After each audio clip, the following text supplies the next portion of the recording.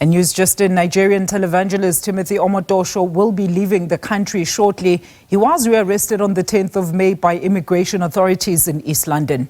The Department of Home Affairs declared him a prohibited person, arguing that his continued presence in the country was unlawful. And following his release due to administrative reasons, Omotoso has now opted to leave the country voluntarily. Well, this morning, Omotoso arrived at the OR Tambo International Airport ahead of his flight to Lagos, Nigeria. Now, these are the visuals of his arrival at domestic arrivals, and our reporter Hasina Gori was at the airport to capture his arrival. All right, Nigerian Pastor Timothy Omotoso has voluntarily opted to leave the country. This after the Department of Home Affairs denied his application for his legal residency. This after he was also arrested last week for the violation of the country's Immigration Act. The pastor is on board a flight to Lagos, Nigeria. Let's welcome SABC News' Hasina Gori, who's standing by, of course, at the domestic departures there at OR Tambo. Hasina, a very good afternoon to you. Has Omotoso left for Lagos at this particular moment? No, at this moment. What you can see is we are at the international departure.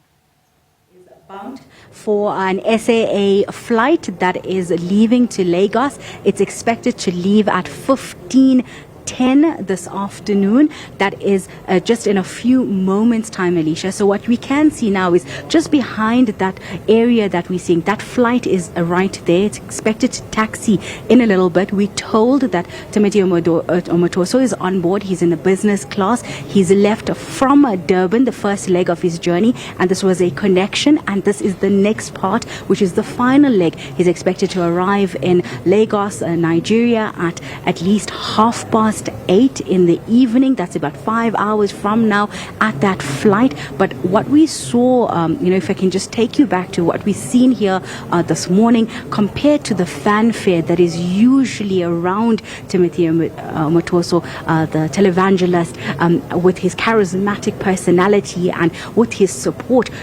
around the country with his various different branches, today was absolutely different scenes.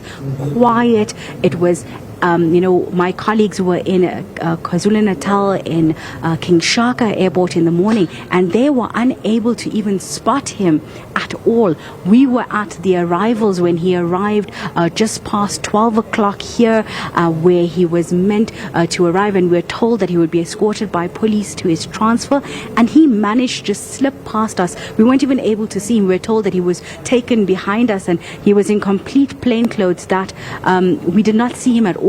However, we did catch a glimpse of him when he came out of that transfer vehicle at the SA Voyager check-in at the international side. He was then met with immigrations, who let him know that he is now a prohibited person. He's been declared a prohibited person in South Africa, and that means that he's undesired here, given his legal battle with the country around his status in the country.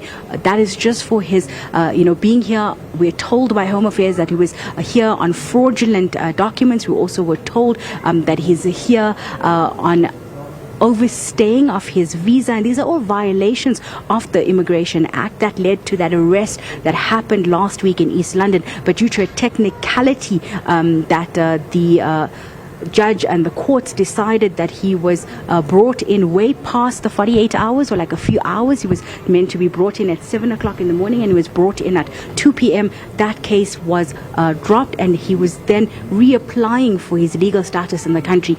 That was revoked. So today he was brought in. He was told by immigrations that he will not be allowed. He's been banned from South Africa for 5 years. Pending that, he will then be allowed to apply once again to see whether or not he is then allowed back into the country. We tried to speak to him, Alicia, when we were, engaging with him as he walked through, while he was zipped very fast through the terminals, but he was very mum when we tried to ask him if he would be returning to South Africa. We tried to get comment with regards to the NPA appeal that is also currently ongoing.